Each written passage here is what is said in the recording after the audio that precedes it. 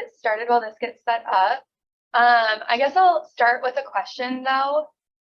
What are you guys looking to get out of this? Like if you could came, showed up, I get an hour of your time, which I'm so grateful for.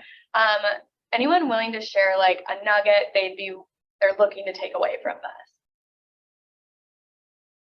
No, and I am brand new. Yeah. And I never owned a business. Probably give me an understanding of how to manage business, because I genuinely want to help people. However, I need the knowledge and words from the team. Yes, but the core of it is that I want to help people and I want to learn. So I hope that's something you can answer of how to. Okay. Yeah. Yeah. Thanks for coming. Anyone else? I think the thing that really attracted me is the concept of authentic, to be real, to be you are your brand, and what you offer is real. Yeah. So that chasing that. Okay. Yeah. I'd like to find that for you. Heard something?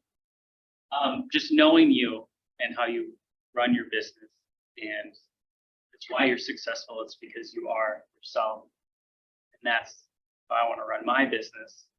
And just an inside look on what that actually is. Cool.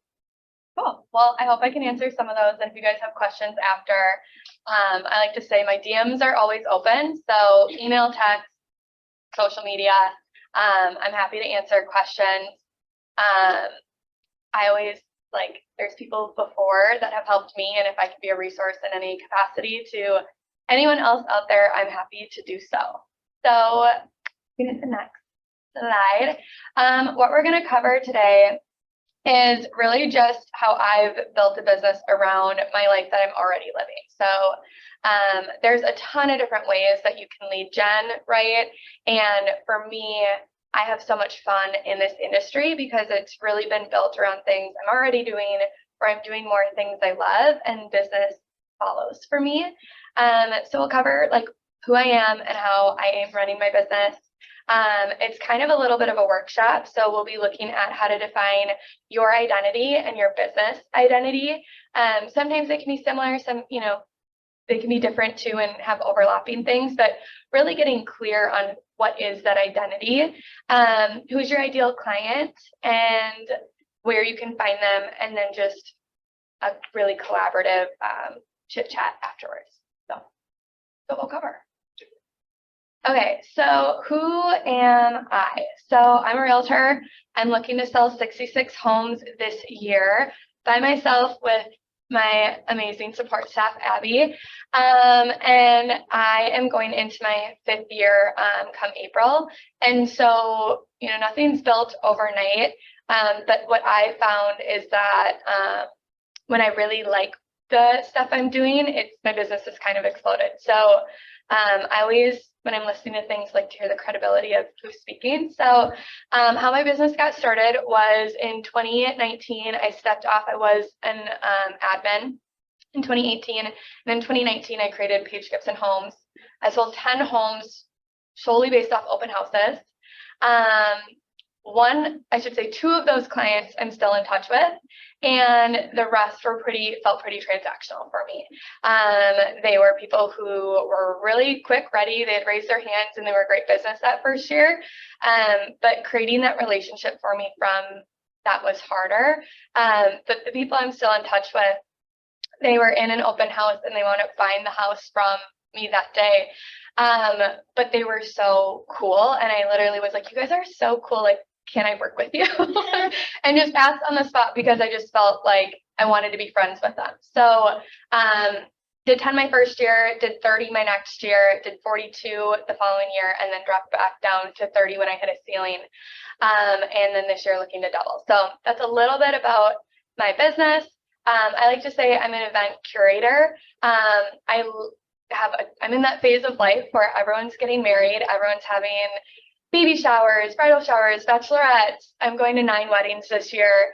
But that fills my cup, right? And I love doing those things and throwing those things and just connecting with people. Another pillar I'd say is I'm a hype girl. So For me, like cheering people on, family, social media, that's kind of what I'd say how I show up is how can I cheer someone on today, or how can I support them? And so that I would say is an identity of me and Paige Gibson Homes. And then I would say I had a hard time describing this one, but I'm kind of just there. I take pride in showing up for the good and bad with people in my life. And it's something that takes continuous practice and can be uncomfy, but I think that's something that I've had to work on personally, but it really shows up in the business side for me. So a personal example, it's kind of a long story, but it'll have a point. So we have a lot of hard conversations in real estate, right? Not everything's sparkles and rainbows. And something on my personal side, I had a friend's dad pass away, and she was an acquaintance, and it was one of those like scenarios where I didn't have to go to the funeral, right? Where I never really met him, and I kind of chickened out and didn't go, right? That could be comfy, emotion sad, right? I didn't go, and it stuck with me because down the line, she continues to talk about how just supported she felt by everyone who went there, right? And there was a moment that day where I opted in or opted out, right? And I didn't show up for her, and she would never hold that against me, right? She doesn't remember I wasn't there, but she really remembered the people that were, right? I think in real estate, it's the same thing, right? You don't always remember that your realtor wasn't there, but you remember when they are, right? They call on your birthday, or they call after your dad or your dog or whoever, right? Like the ups and downs. And so, you know, life gives us lessons and second chances. And last year I had a friend, her parent passed away, and the funeral was in Green Bay. Same type of thing, right? Like she doesn't expect anyone to hop on a plane, drive the hours to get there. And you had that opt-in, opt-out moment, right? And so I was like, I'm not making the same mistake twice. Opted in, booked a plane ride, went to the funeral, and showed up, right? And so for me, that's a big pillar and something that I feel over the course of my business and shows up in who I am as a person and a friend, but also in my business. So part of this is to show like clarity on who Paige Gibson Homes is, and as a person and as a business piece of it. So next slide is how would you describe your ideal self? So what are your 4 pillars? You kind of got a glimpse of like, I've named them different things, right? But it's come really from splitting up who I am today and who I want to be in 5 years, right? And we're always growing. You know, you're not your 5-year self today, but I think part of it too is looking at the skill gap, or looking at, okay, I want to show up as this person, right? So the funeral example, right? I didn't have the skill set, or I wasn't comfy enough with some of those hard emotions or conversations to be that person I wanted to be at that moment. But then looking at that, okay, where's the growth? And I got there, right? But you have to have the clarity and define who do I want to be and how can I show up in different moments. So an example of my 4 pillars: family, health, wealth. And then I kind of grouped this last one in, for me, is connection. For other people, it could be travel. There could be a different core pillar there. But if anyone's ever done a KPA, it's really essentially that last like part of that motivation interview. And it's kind of the same thing, but asking yourself to fill it in and how you want to show up. So how would you describe your ideal self? I think another question is how would you like someone to describe you, right? So if you're out of the room and someone's talking about you, what adjectives would they use? How would they describe you? I would get really like visual and, you know, write it down and talk scenarios, right? In different, you know, with the family, right? What does that look like? But then who are you in those dynamics, right? Health, same things. So like for me, discipline is a word that shows up in all of those categories of something I'm working towards, right? So I know the person I want to be in 5 years requires a lot more discipline than I'm showing up today, right? And that's something you can actively work on. But it's the clarity of like, what are the repeating words, right? Elegance is a word that shows up, and ease is a word that shows up in all categories. And so then that clarity of, okay, what do I need to do to show up that way? Kind of zooming through these. Does anyone have clarity, or has anyone been through that KPA exercise where they have their 4 pillars and they're willing to share? Do we know what that is? So the KPA, thank you for bringing that up. So the KPA is, it's a part of an interview process. And so you can take it and it's like a strengths finder essentially, but like for real estate. And so you can reach out to the front desk and ask to take a KPA.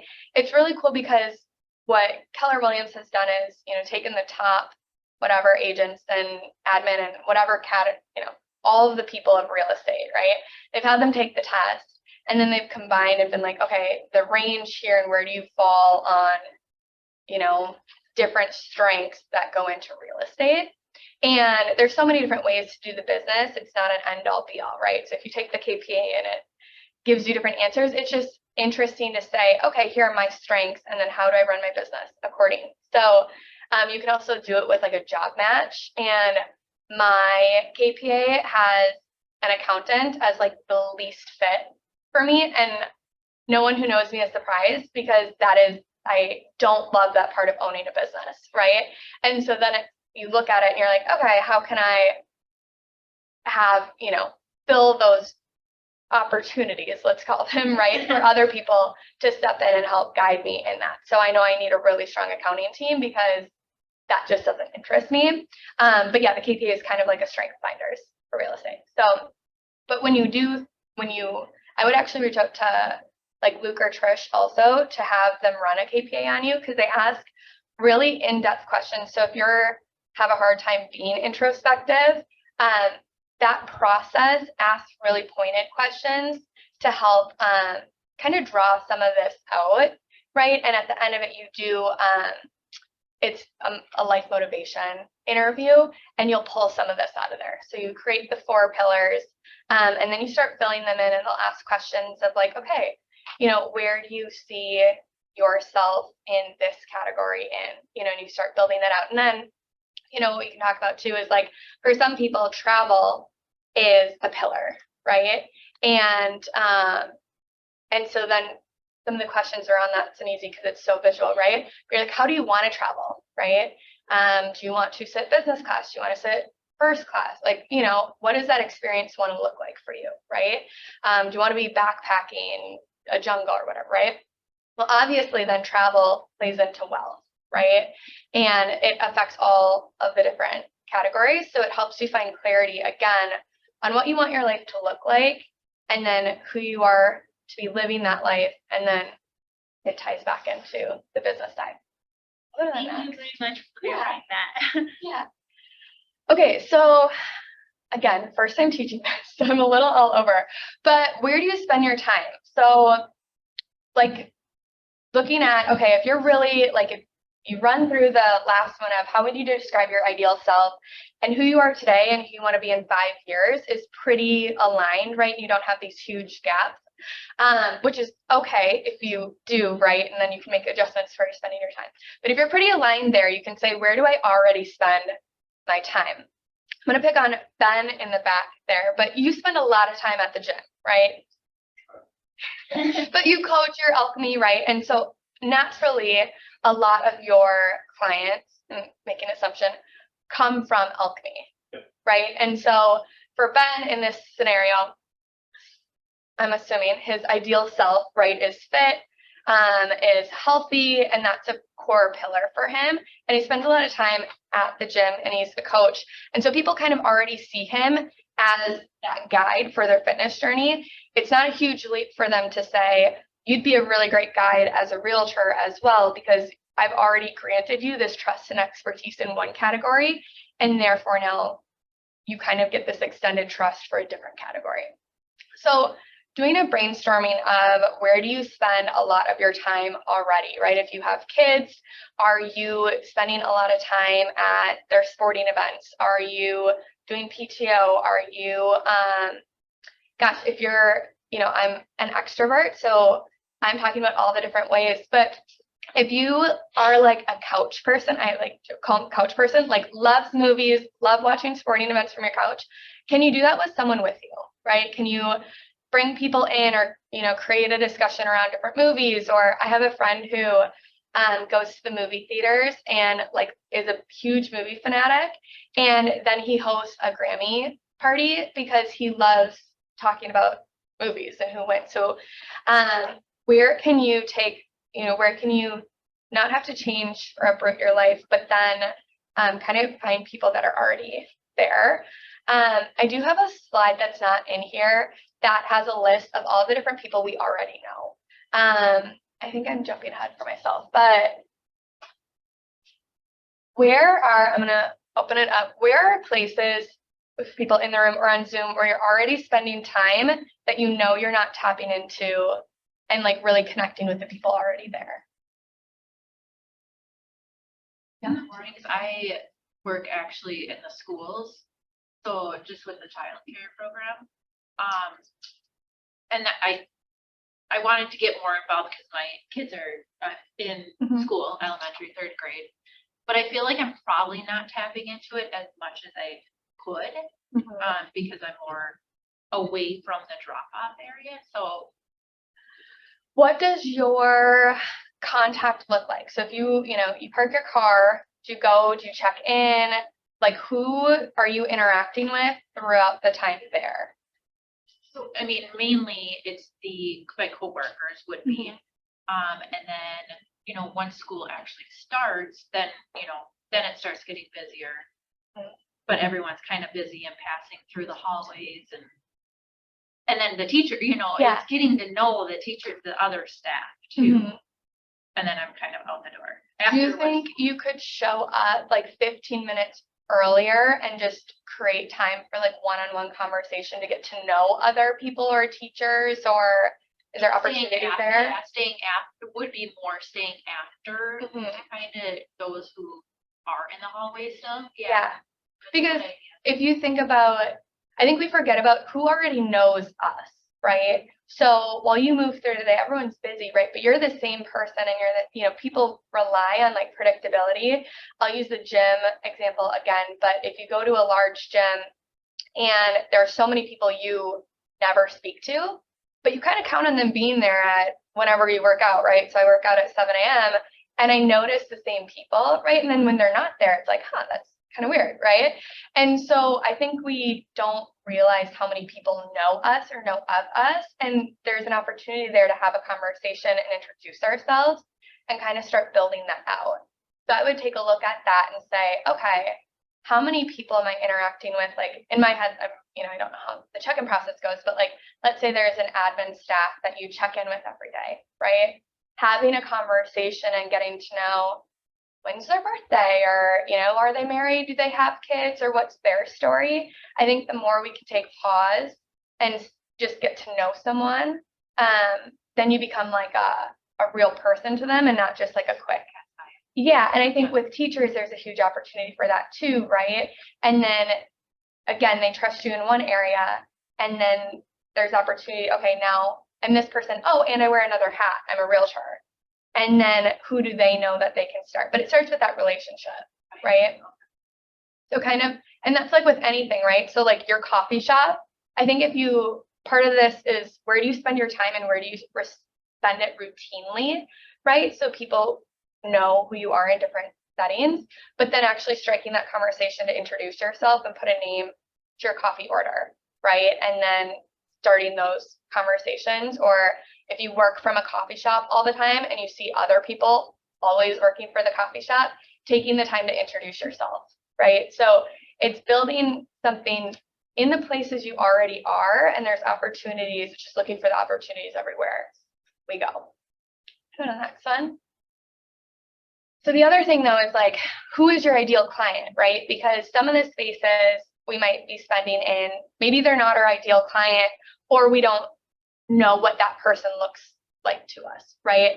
And looks like is, a loose term, right? Not just looks, but who they are, right? This business is more fun for me when my client and I have a lot in common, right? part of that is living in an area I want to work, right? I don't want to be driving to Duluth. That won't work for me.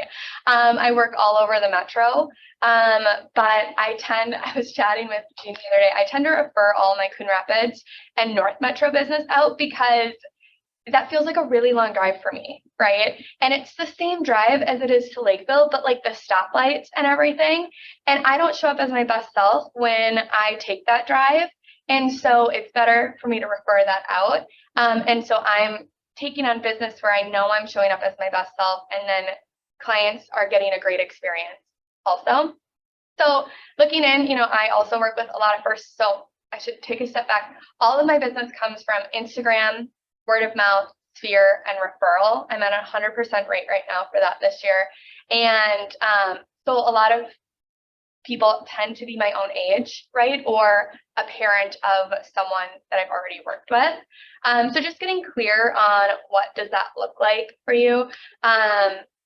There's a term called Henry's. It's high earners, not rich yet. And that tends to be a lot of my clients. And so then that's a term like marketers use a lot, but really getting clear on demographics of who are who are your people.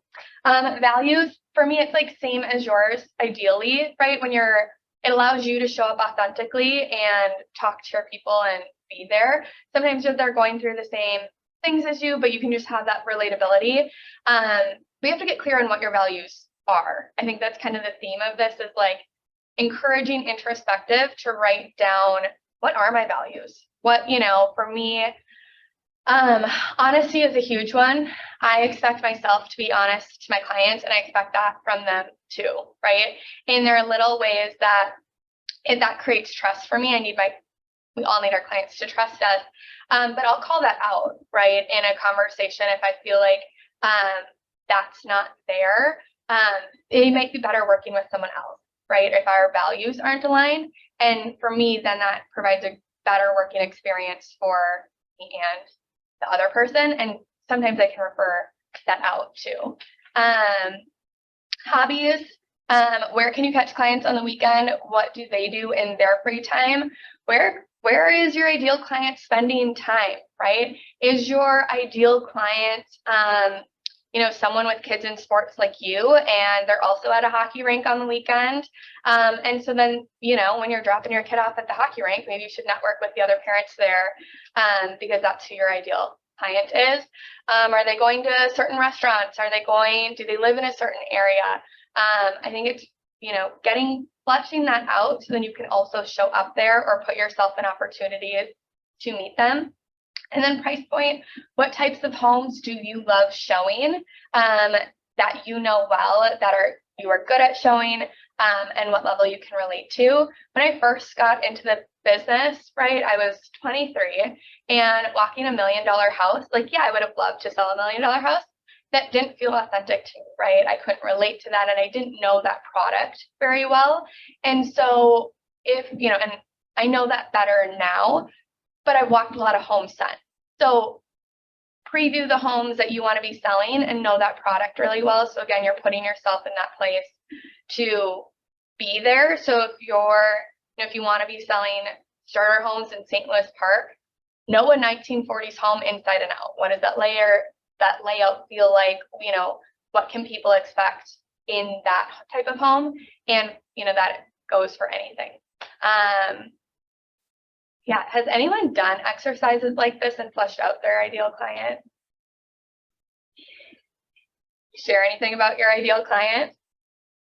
It's changed through my career, right? Because as you're starting out, it was definitely, I'm probably only good enough, at least in your mind, to work with first-time home buyers, Mm-hmm. right? And then as you've gotten more knowledge and expertise, and then gotten, your brand builds and your reputation, I think it's changed. But I literally, as I'm listening to this right now, I'm having like an aha moment in my own mind about it, because our brand is definitely tailored towards probably, it's first-time home buyers, but it's probably tailored more towards move-up buyers and jumbo buyers, quite frankly, right? If I think about how we present ourselves.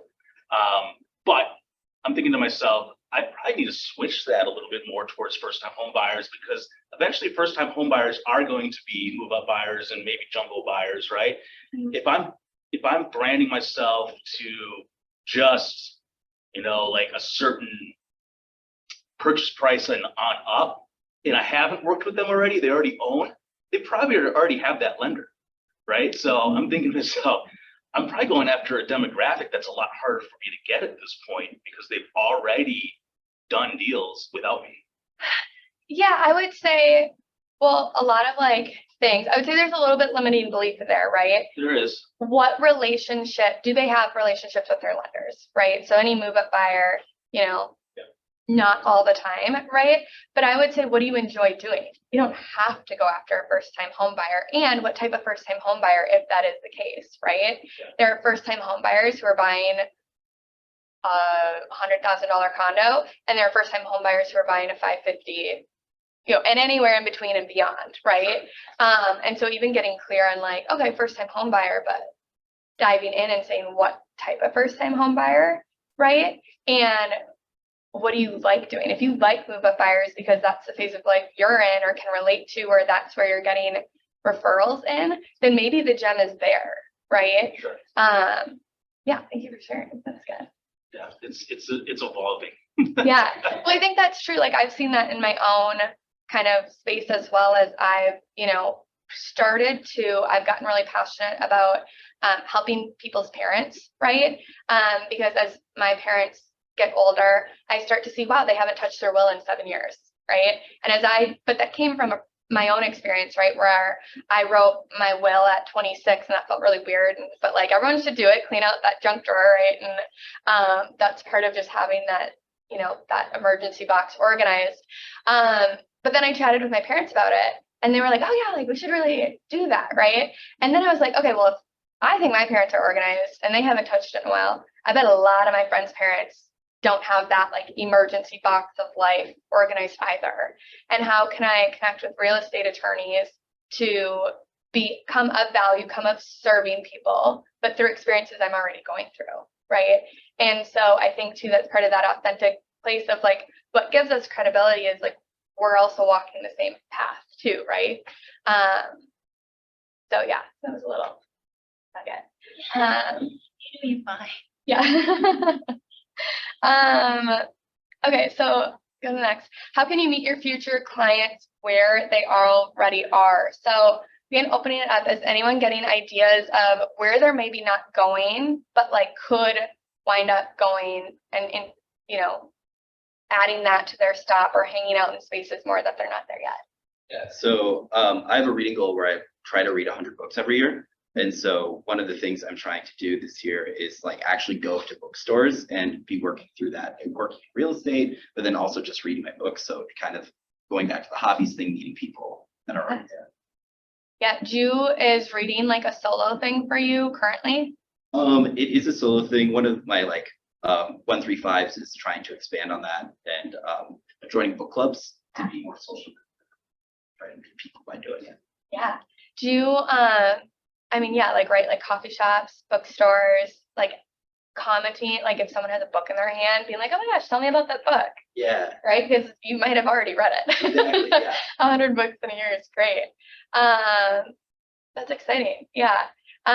Any other? I kind of relate to you about as kids. Although I drop my kids off at the bus stop and then I see them again at 3:30. I don't really have any opportunities at the school. But they do activities. They're in sports. And I already went through one cycle of it where I wasn't really there. Like I was there, but I was just there for my kid, but I wasn't there for the opportunities that it could have presented. And there was 20 families right there. And I just if I would to do that again, I would have done it completely different. So I'm excited for the next sport, whichever they want to do, to try again and to be more. What differences? Like you say you do it completely different. What are the differences? Actively have conversations every time I'm there. Find a way to sponsor if I can. Be the one that brings the treats and stuff, like just whatever. So I can have a I don't know, a stronger voice in it. Even though the voice isn't about like the sport, it's just everyone would know who I am because I'm always there and I'm always contributing. Are people familiar with like the Ford, like the conversation? So it's family, occupation. Don't remind me what the R is. What is it? Recreation and dreams, right? And so if you don't know what to talk about, like having Ford conversations are like part of those get to know you. And so if you're ever here on the lead gen day, Nikolai and Graham and Shannon in particular does a really great job of having that Ford conversation every phone call. So you're touching base. How's the family? How's the job? What are you up to these days? What have you got going on this year? And getting them in that dream state of, are you taking any trips? Are you, and you can walk through those in every conversation, and that can take you an hour, or it can be a quick 3-minute phone call and, hey, I'm just calling to catch up, or hey, we're sitting in the pickup line and we're waiting for a kid to come out of school, right? So if you're ever like, what do I say? You're just building relationship, and real estate falls into that category because one, right, like family, they got to live somewhere, right? Occupation, they're working to pay a mortgage or rent or whatever it is, right? And from where their job, if they're changing jobs, right, that means they're changing a commute, or, I guess people work from home these days, but so it all kind of, real estate fits into all of those categories, right? Either as a wealth builder to fuel their dreams, or they want to buy a bigger house so then they can have more kids and, or put a pool in the yard or whatever. So real estate fits into every category of that really naturally. So a lot of this stuff is, I'm building relationships, but real estate's always part of that because it is the backbone of so many different avenues of people's lives. Next one. Okay, so people you already know. I'm going to follow up to anyone who's registered with this with kind of a list, but it's like 250 people that like you run into every day, right? And that includes, we've kind of talked about like your coffee shop person, people at the same, if the barista is the same person, but are you running into the same people at the coffee shop, right? Your gym instructors, the gym attendee, when you check in, typically the same people every, shift. Anyone have other ones they want to throw out? Librarian, right? I do dancings and opportunities to volunteer the backstage or actually the dancers themselves. Yeah. I don't dance anymore because I want to focus on real estate. However, I want to volunteer when they have this. And that way, there's hundreds of parents. And this is endless opportunity right there. Right. Yeah. And then I think too, so you think of, okay, whatever your goal is for the year, let's say it's 10 homes, 20 homes, 50 homes, 100 homes. Do you interact with 20 people in a week, right? Yeah, right. You just said there's 100 people just at your dance opportunity, right? Well, you don't even need all those 100 people, right? You need a smaller subset, and that one person could know 4 other people that are looking to move too, right? And so it's really, I think people look at their goals and are like, wow, that's a really big number of homes to sell, right? It feels daunting, whatever the goal is. Then you break it down and you're like, yeah, I talked to 10 people in a week, right? Or in a day, and the more people you talk to and the more people that know you, right? Then that's how you get referrals, right? Because they know you and they know you're a realtor that loves to dance or loves to read, right? And so they have that in common. So at their book club that you're not even in, right? They'll be like, oh yeah, I've got this realtor friend and he's reading that book too. So you're kind of creating relatability, and it's in a super authentic, fun way for you. So then when you meet that person, you're like, oh, we already have that in common. So, I have an example for this. Just met with a friend who's also a realtor, and he's a part of a running club, and he's pretty dedicated to it. But he said that he has 6 people in his funnel that just came from the running club for this year. I think that's just a testament to where you are. Right. And people knowing you, because, right, like you could show up to the running club and get in and get out, right? And people just know, oh, you're in a running club. you know, and you like to run. And if you don't share with people your other passions or hobbies or that full picture of yourself, then people wouldn't have known he was also a realtor. So I think that's like on us too, to show up in spaces, but then also, you know, be vulnerable to and show up as a full person of like, I'm not just wearing my certain hat of the day. I'm this full person. I'm willing to share all of that with people as you meet them or people you already know, right? Yeah, and as you share about your business too, a lot of times people will say, how can I support you, right? Doesn't mean they have to buy a house from you, right? But can they pass along your name? Can they share you online? You know, but that requires a level of showing up. Okay, so these are some activities that I was kind of, so on one side, you kind of have your like classic real estate ones, where it's like cold calling, door knocking, open houses, and those are all really great, you guys. You get a lot of times, you get people who are ready to go, and open houses are a great way to meet people who've already raised their hand, right? I would get really strategic if you're doing open houses. Do the people walking through the door of the open house fit your ideal client, right? Are you sitting in a listing that someone you'd really like to work with would likely walk into? And so, yes, open houses wherever are great for building your business. And every time you take an open house, you're getting an at-bat, right? The more people you talk to, the better you get at it. But everything you're doing with these, be really specific on how do I find my ideal client within whatever lead generation model feels fun to you, right? I think the biggest thing is we show up most authentic when we're having fun and enjoying what we're doing. So do more of that, right?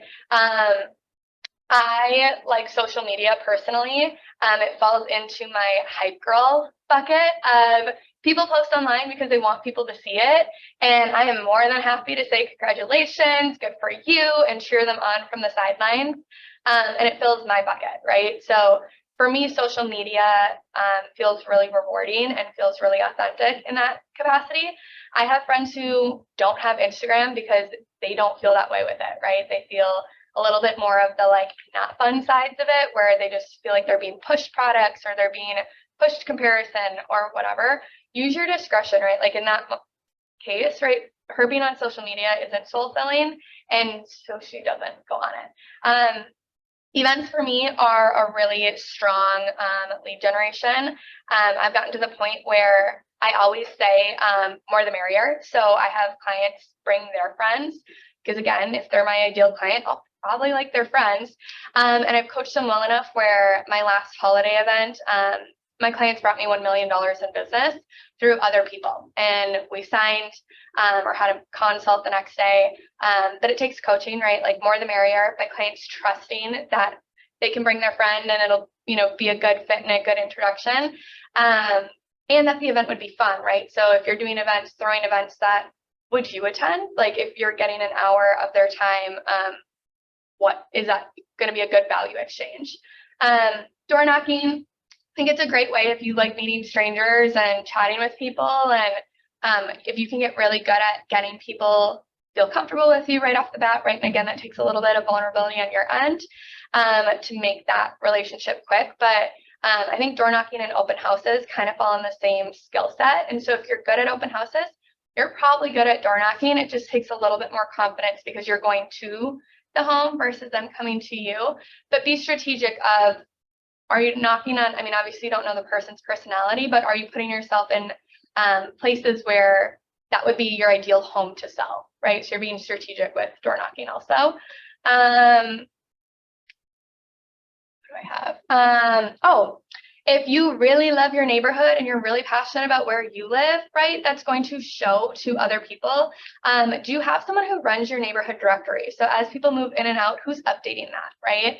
And if it's not you, who is it, right? But could you partner with them to give, you know, the person who moved in a welcome basket? Or a lot of these are just different ways that feel fun to provide value to people. And then to build the forward conversations. And then if they like, trust, and know you, they'll probably buy a home with you. And you're qualified, obviously. But, you know, children's events, we talked about sporting events. At my old brokerage, I met a guy who built his entire business because he threw outdoor Sunday football parties, And every Sunday, people could count on his home being open and having the grill going, and that he had a few TVs set up with different games going on. But that was kind of that routine thing. People came to him, they brought their friends, and he'd send out, on top of it, he'd send out little like magnets with like the schedules, right? With his information on it. But that was super fun to him. And that's how he built his business. If you golf a lot, you throw a golf tournament, you could create a golf league, right? Or in that scenario too, you even get to control who is paired, right? So you can kind of curate who's, you know, sitting with each other and cultivate, hopefully, you know, good conversation with the other pairs, but also control who you're golfing with. If you're really passionate about charity, one really big one I think is doing like a food drive, and just a lot of this is like using the skill set we already have as agents to just coordinate. And, you know, for example, we know how to market and communicate with people. And so doing like a Thanksgiving food donation pickup is something I'll be doing this year. For me, charity and like giving back is important to me. And so I found that it's slightly important for my clients too, and I've gotten good feedback with it. I'm more than happy to drive around. I already do that in my day anyways. And it's a good touch point to see people at their homes and to meet them where they're at and get kind of a good face-to-face conversation. Be a regular at a restaurant. I have a realtor friend who if she's having a client happy hour or meeting someone for drinks, it's always at the same bar. She knows the bartender knows she's in real estate, and she's gotten quite a bit of business from that place, right? Never eat alone. Grab a meal with someone, right? Reach out to them. I think that's Robin from our office is really great at doing coffees. So if she's going to be working from somewhere, from a coffee shop for a little bit, she invites someone. Run a fantasy sports league, put together the golf league, attend cooking classes, go to the gym at the same time, meet the instructors. I put open houses on there again, community gatherings, and those are repeats. So there's a ton of different ways that, like, looking at your life and saying, okay, where can I step up to the plate a little bit more and put myself in an opportunity for people to know me better, and then therefore I get to know them better also. This spark any ideas for people? Yeah. Do you want to share any? Just, you want me to share what comes up with the idea for me? Yeah. I want to start gardening. Yeah. And so I think that's a very great way to also connect with people that already have the same, almost like the values that you said. Yeah. Yeah.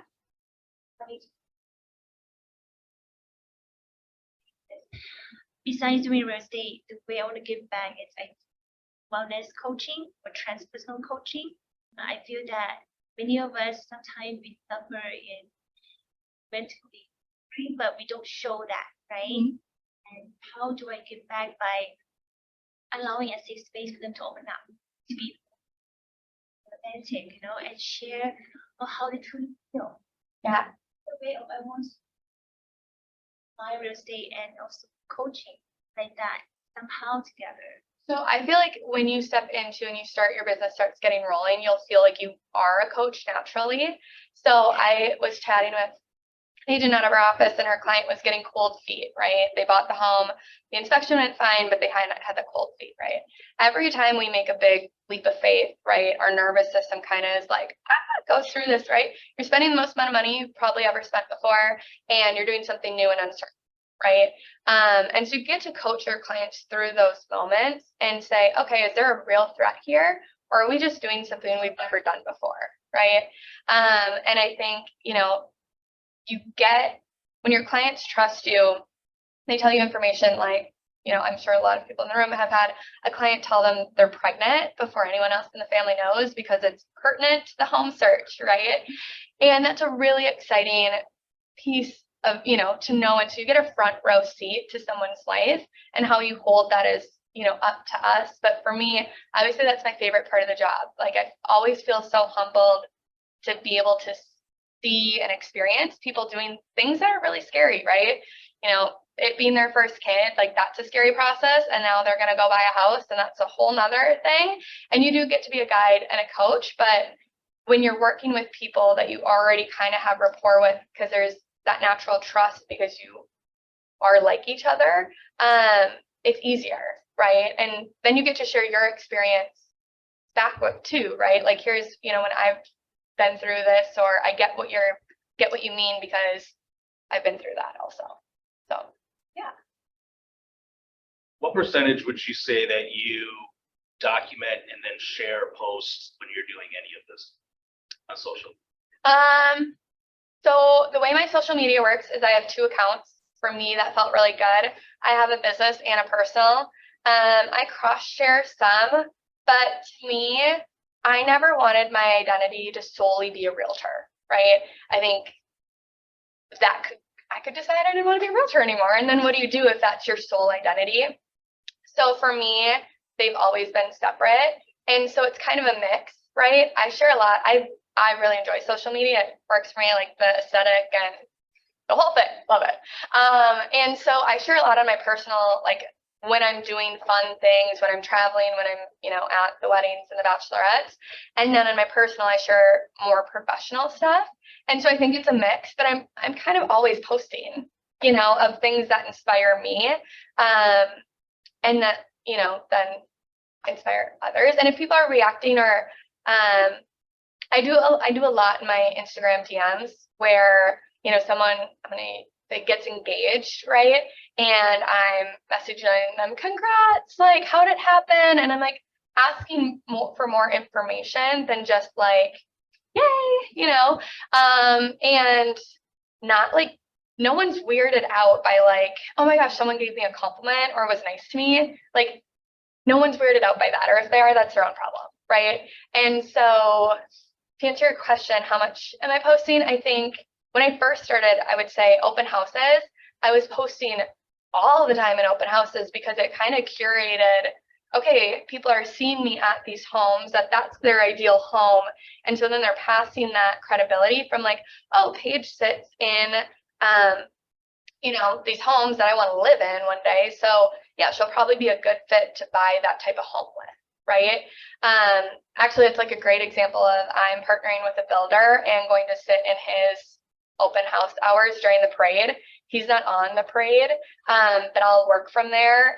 But it's a good way for me to get into that type of custom home as my clients start to look towards that, right? So I'm putting myself in a position to meet people who are looking to build custom, right? And building that relationship with the builder. So I'll post that for sure. Yeah. And just that experience. But my brand, there's an air to it. Like, even what I'm wearing today, right? So a blazer, jeans, I've been really intentional of creating like an affordable luxury. I never want to sit in a custom home and then feel like someone can't buy a small home with me or whatever price point, right? And so I'll never not share, the good, bad, and the ugly of homes, right? And only share, like, I won't ever only share like these beautiful luxury homes either, because my goal is to work both, right? That said, if someone wanted to give up, smaller or lower end homes, they might then only share that, right? You are sharing what you're calling in. What is next? Oh, yeah, so just opening it up to any more questions or comments or any other ideas. Yeah. Okay, so my niche is mainly, I want to partner with the builder and sell the new construction. Yeah. For interior design. So that's kind of where I want. So I do kind of the same thing. I'm just 3 weeks in with Keller Williams. I previously did partner with a builder. Okay. So kind of starting fresh and new and whatnot. But I also want to start like working with first time home buyers because I've been there, done that, gone through that transition for myself. Yeah. But now I'm like, okay, how do I do that? Yeah. To brainstorm, because new construction is not the first time. It can be. It can be. So because of the price and whatnot. Mhm. But I'd like Yeah. to kind of pick your brain, like, So I would get Friends. really good friends with the builder reps, right? They want people bringing them business, right? The whole industry is going through a shift of like, we don't know what's coming. Might be a good year, might not be, we don't know, right? And so looking at, okay, who are those reps and can you meet with them, right? Can you learn that product?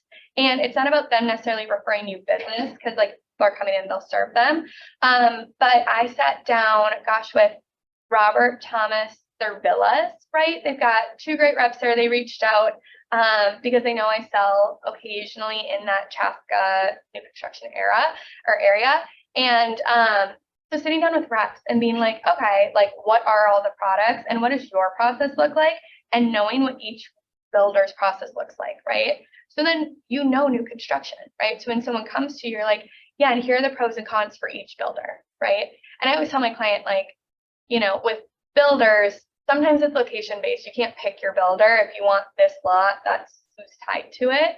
But I would get really clear and do some information gathering on what is that residential buyer journey and how can you kind of put yourself in those places where you are the expert on it. Creative Homes is coming up, so doing marketing or promotions around that because those people are likely looking at new construction, right?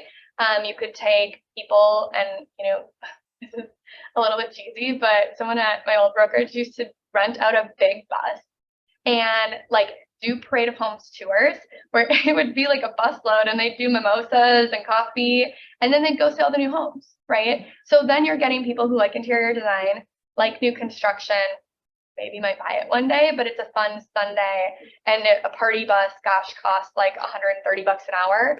So maybe you're out, you know, you're in it for under $1,000, right? So, yeah, different ways to interact with that. But I would say just having conversations with builders. And then I think you also get to see, what do I need to know? And is there a skill gap, right? So for me, if I want to step into custom homes, there's a skill gap because I haven't been through that process that much that I'm working through to say, okay, where are the ins and outs and how can I show up and better rep my clients during that process? Just because I don't know it as well, right? Right. Yeah. Other ideas? Yeah. I think kind of mentioned, but also wanting to grow first-time buyers. And kind of where you're coming from, where it's just the age range where I work with a lot of first-time home buyers. I just started a series on Instagram, just making reels of like, oh, the number one feedback I get from first-time home buyers is they don't teach us this in school. And so I'm just making a video series where we just literally and every week walk through one piece of the buying process and just explain it to them in like a minute-long clip, and then message me with questions. So with the new construction, kind of leverage it as an education piece and like bring those like resources in and say, hey, I'm here with this builder. Here's how this process works. Yeah. I would say there's opportunity there for like timelines. Builders at different times of the year are doing different promos. So sometimes it is more beneficial to buy. Like I would have said, you know, people who closed on those Robert Thomas villas within the last month and a half are getting an insanely good deal versus people who will close in the next 2-3 months. And so just being in the know on those and then sharing that. I said something else. Oh, I would also talk builder wise why it is really good to have buyer representation, right? And not necessarily like the horror stories of people who don't, but there are those out there, and why it's still good to work with someone because the builder reps are the builder reps. I think, yeah, I mean, something that resonates with me, like, yes, I've been working at a gym, a group fitness place for the last 6 years. And you know, the morning people, the afternoon people, the evening people, it's usually the same core group of whoever, then a couple people sprinkled in there. And yes, you might be tired or you don't want to talk to people, but if you're there to see people, like so many of these people have such cool jobs, or they're going on such cool little vacations or whatever. And I see these people and I talk to all of them, but I'm thinking of like, if there's any other realtors or whoever it is, it's like, how many people just don't talk to each other, just say like, hey, how's it going? Because it's early in the morning or whatever. Such a missed opportunity. Yeah. That's just like a small example. Like if you do go to that same coffee shop, you go to Fragment in the North Loop, you go wherever you're going every Monday or whatever it is, like just saying hi the first time, and then the next time they see you again, it's like, oh, here's your coffee. It's like just talking to somebody, yeah. They're doing that same routine. And I feel like you're doing the book thing. If you do social media, like review, like every so often, like I feel like that would be super simple. And my social media, it's not Ben Lucius Homes and Ben Lucius Life. I have my one, but I don't want people to just be like, oh, all he does is real estate. So it's like, I'm in the lacrosse world, I'm in the gym world, I'm posting like whatever. But then, yeah, you sprinkle in, I don't know, I'd say 50% of like the real estate stuff that's going there too. Yeah, I think one thing too, just for help too, is you're allowing people to like, this is gonna be cheesy, but to be seen, right? A lot of times they're in the gym class and they're also like really, don't want to talk to anyone or don't want to spark a conversation. But if you're willing to be like, hey, how was your day? Or like, how are you feeling this morning? And they might be like, God, I'm so tired because little Johnny, couldn't sleep last night. And you're like, oh, what's up with that? And then you find out little Johnny's teething or something, but like you allow them to share themselves. And that's such a blessing, so to speak, to have really good conversations if they want to talk about it, right? So on one hand, just great to, be chatty in the morning, chat with people. But on the other, you're allowing them to like show who they are also. I was to touch on that with like the gym thing. A while ago, I was working on being more present in everything I do. And one thing that I started changing is I no longer wear my earbuds when I'm working out. And it's become like, I have way more conversations now with people. Now there's a lot of people that have theirs in, but to me, I'm like, all right, they don't want to talk to me. But there's a lot of people that don't either. Right. And so like, even if it's not just the gym, but a coffee shop or whatnot, if you have those in constantly, you're already kind of putting up the sign of, I don't want to communicate with you and not being receptive to conversation.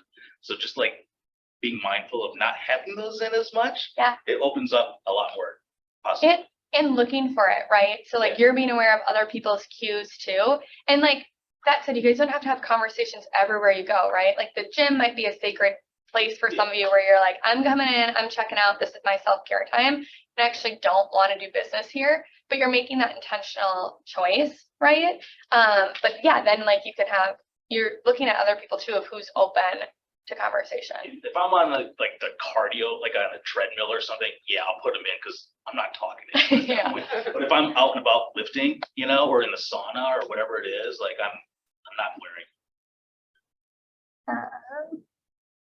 We're a little bit over. I'm going to go next steps real quick. So next steps, like you have all these ideas, you're figuring out who you are, who you want to show up in your business as.